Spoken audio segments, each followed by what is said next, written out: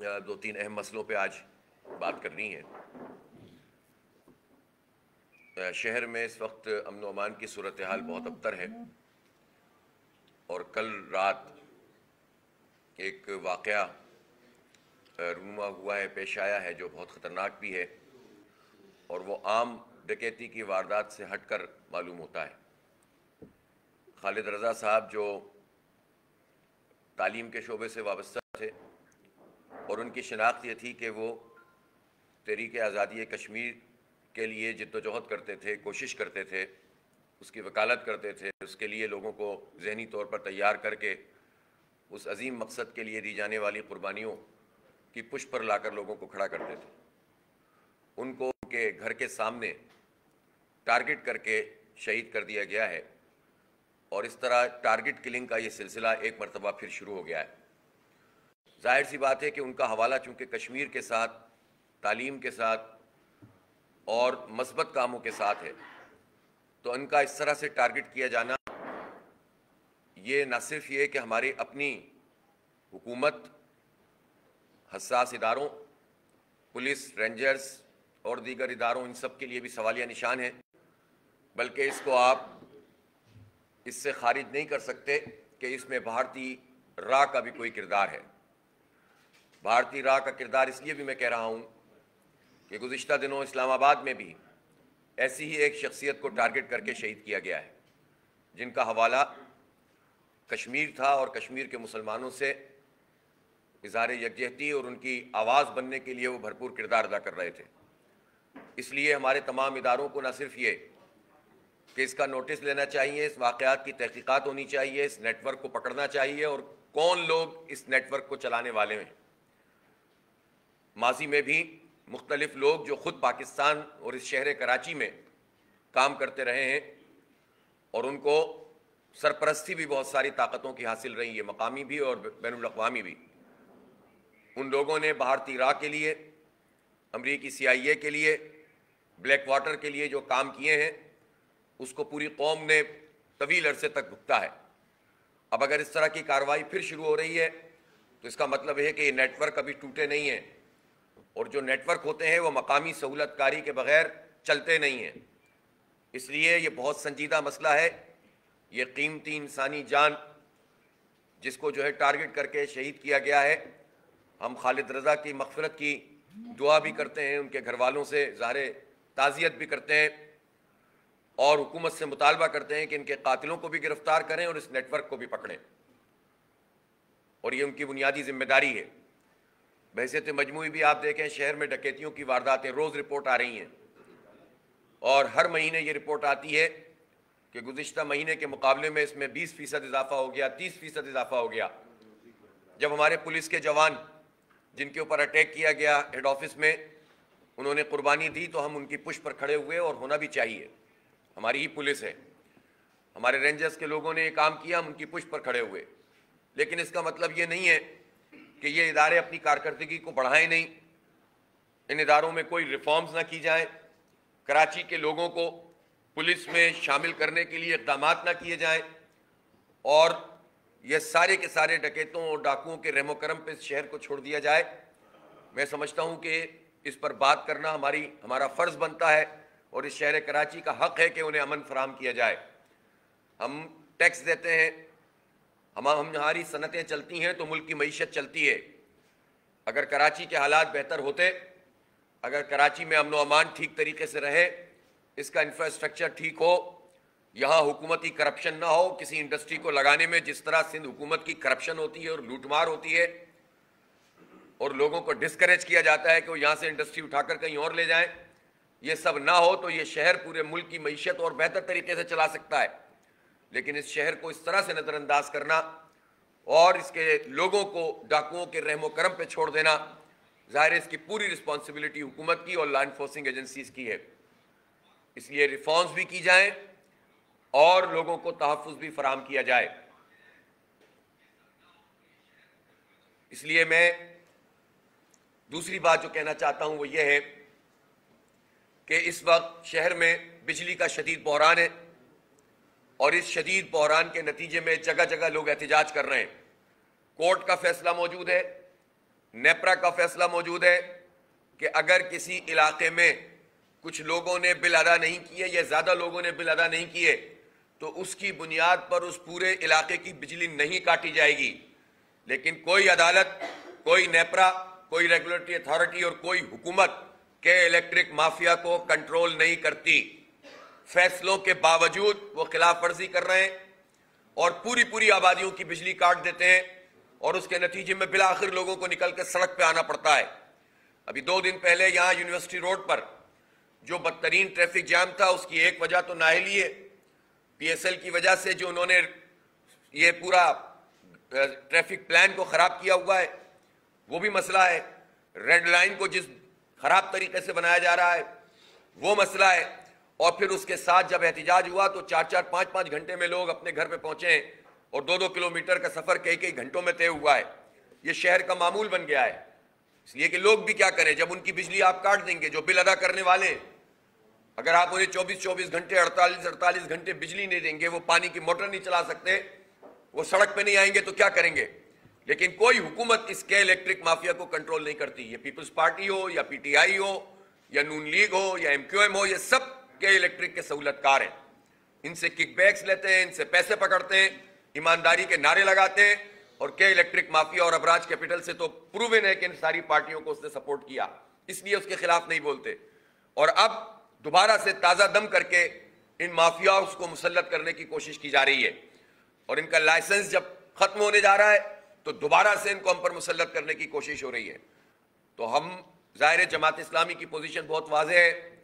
جتنی بھی جنریشن اس وقت ہو رہی ہے اس جنریشن کو قومی تحویل میں لیں، اس لیے کہ بجلی پاکستان میں زیادہ موجود ہے. خود کراچی میں جتنی بجلی بنتی ہے ہمارے پاور پلانٹس اور آئی پی پیز اور ان پلانٹ سے، وہ کراچی کی ضرورت سے بھی زیادہ ہے. اور پاکستان کو بھی یہاں سے ایکسپورٹ ہوتی ہے. ایسے تقریباً 2500 میگا واٹ تو یہاں کے پلانٹس کے ذریعے سے نیشنل گریڈ میں جاتا ہے، جو کراچی میں بجلی صرف ہی نہیں ہوتی. اور سستی بجلی یہ لے کر 5 گنا مہنگی بجلی کا بل کراچی کے لوگوں کو کہ الیکٹرک مافیا دیتی ہے. اب سب رپورٹس نیپرا کی بھی آ گئی ہیں اور نادہندہ ہیں 662 ارب روپے کے.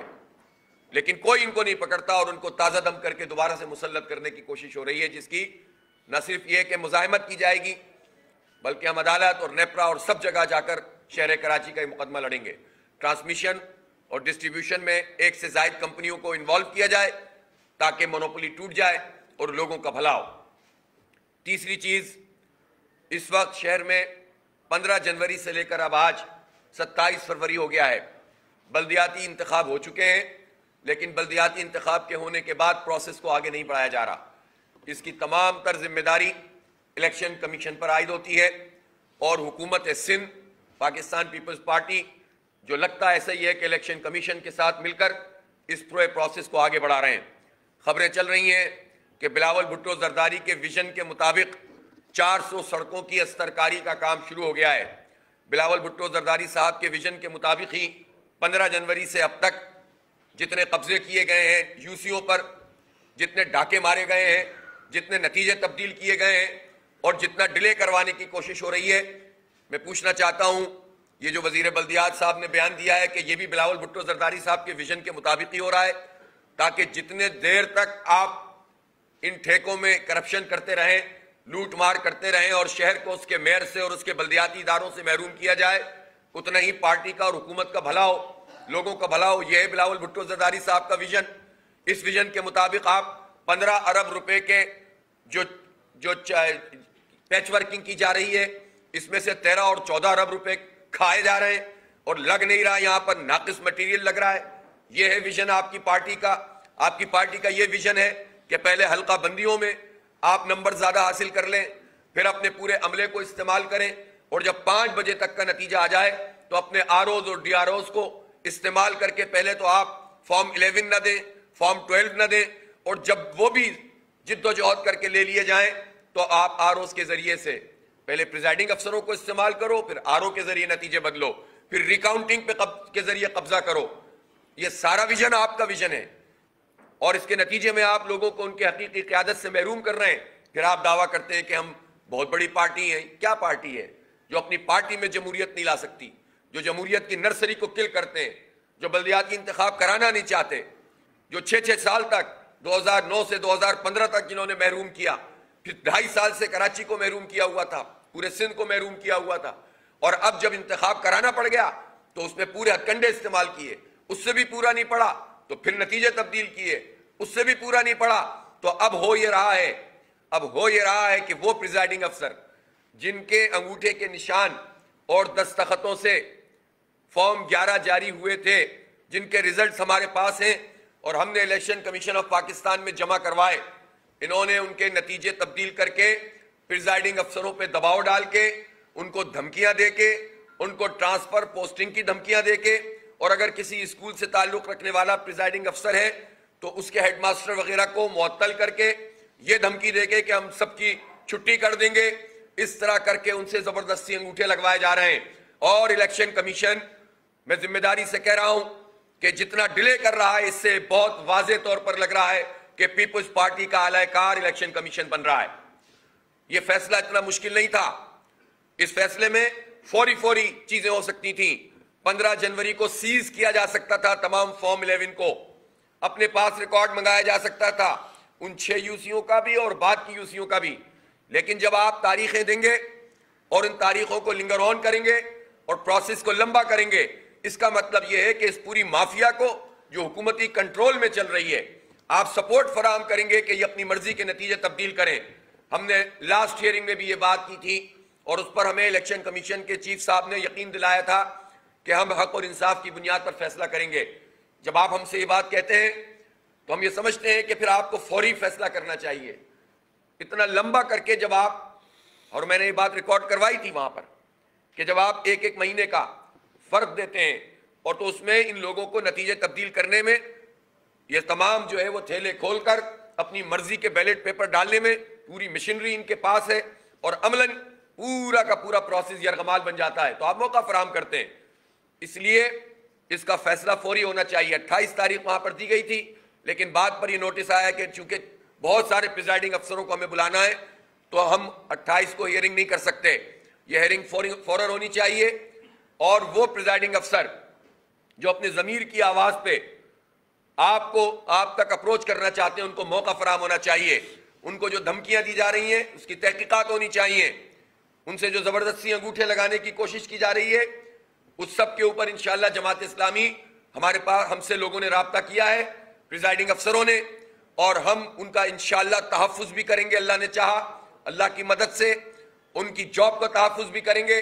اگر ان کو کوئی زخم پہنچانے کی کوشش کی گئی، اگر ان کے گھر والوں کو تنگ کرنے کی کوشش کی گئی یا ان کو نوکری سے نکالنے کی کوشش کی گئی تو جماعت اسلامی ان سارے پریزائڈنگ افسروں کے ساتھ کھڑی ہوگی، اور اس حکومت کو ہم مکمل طور پر بے نقاب کریں گے کہ جو یہ ہتھ کنڈے استعمال کر رہی ہے۔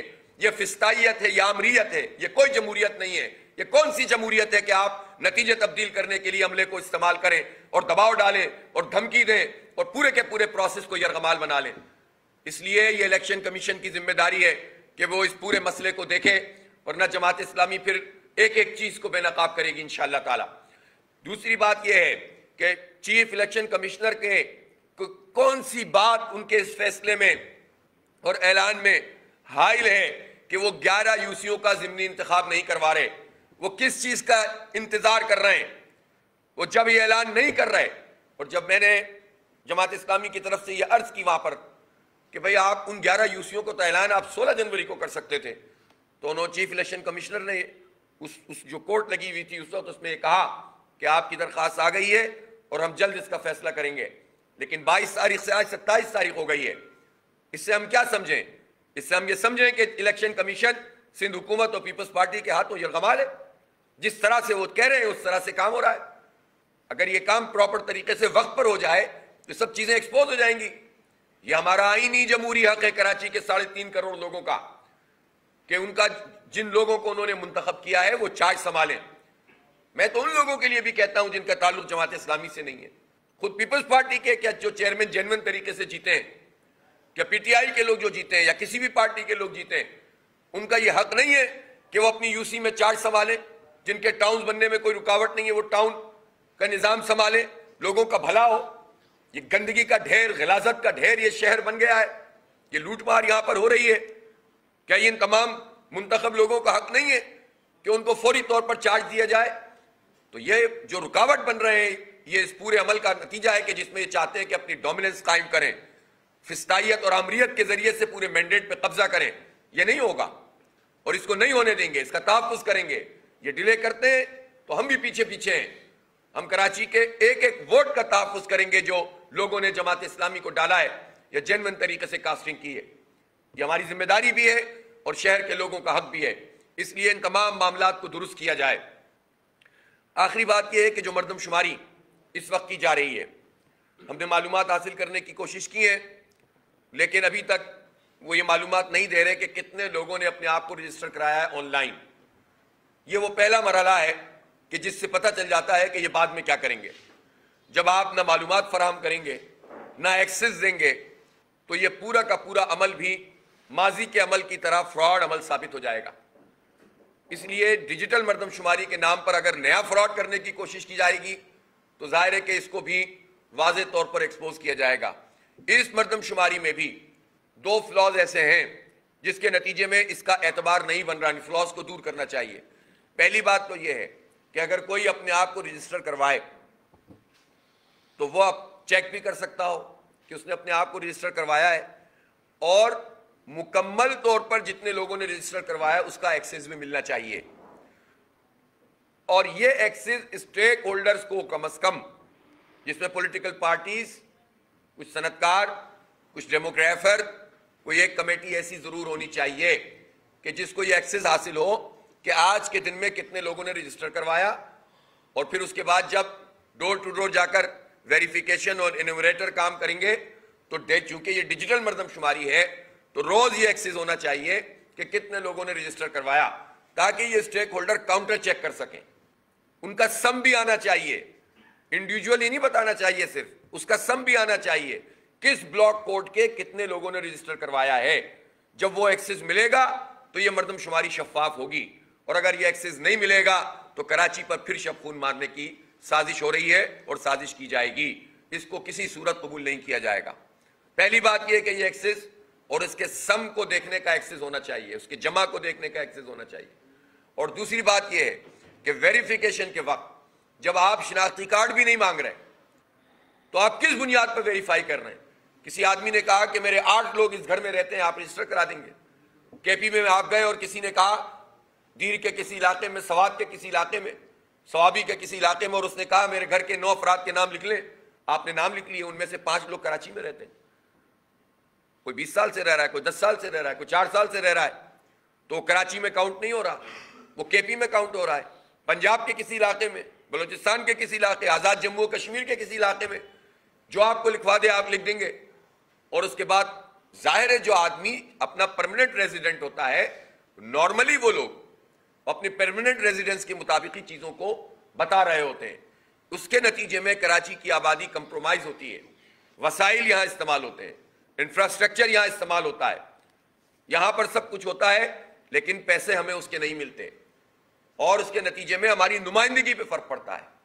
جو ہماری پارلیمانی نمائندگی ہے وہ کم ہو جاتی ہے اور اسی سے پھر یہ سوالات پیدا ہوتے ہیں کہ کیا کراچی سے کبھی کوئی وزیر اعلیٰ نہیں آ سکتا؟ کیا شہری علاقوں سے کوئی وزیر اعلیٰ نہیں بن سکتا؟ اس کا سبب ہی ہے. پھر بات آگے تک چلی جاتی ہے اور لسانیت پروان چڑھتی ہے. اگر کراچی کی آبادی پوری کاؤنٹ کر دی جائے تو یہ لسانیت کے جو بیج بوئے جاتے ہیں وہ ختم ہو جائیں گے. لیکن یہ کام کرنے کے لیے کوئی تیار نہیں ہوتا. پیپلز پارٹی بھی اوور آل تو کہتی ہے کہ سندھ کی آبادی کم ہے لیکن اس کے لیے لڑتی بھی نہیں ہے، صرف ایک نوٹ ڈال کر آ جاتے ہیں. اور اس کا سبب یہ ہے کہ کراچی کی آبادی چونکہ کم گنی جاتی ہے اس کے نتیجے میں مجموعی طور پر سندھ کی آبادی کم کاؤنٹ ہوتی ہے. اور اگر کراچی کی آبادی درست کاؤنٹ کر لی جائے تو سندھ اسمبلی میں نمائندگی کراچی اور ادر دین کراچی برابر ہو جائے گی. تو اس سے خوفزدہ ہوتے ہیں، پریشان ہوتے ہیں. اور اب تو یہ کراچی میں بھی زبردستی اپنے نمبر بڑھانے کی کوشش کر رہے ہیں.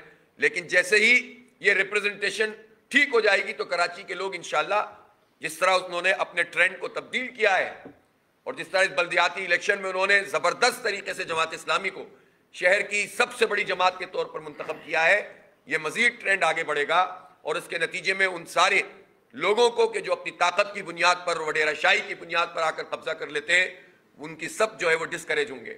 اور خود اندرون سندھ میں بھی یہ امید اور تمنا پیدا ہوگی کہ ہم اس وڈیرا شاہی نظام سے جان چھڑائیں کہ ہم پر قبضہ کر کے ہمارے نام پر یہ سب کچھ لیا جاتا ہے اور نہ ہمیں تعلیم دی جاتی ہے، نہ روزگار دیا جاتا ہے، نہ سہولتیں دی جاتی ہیں۔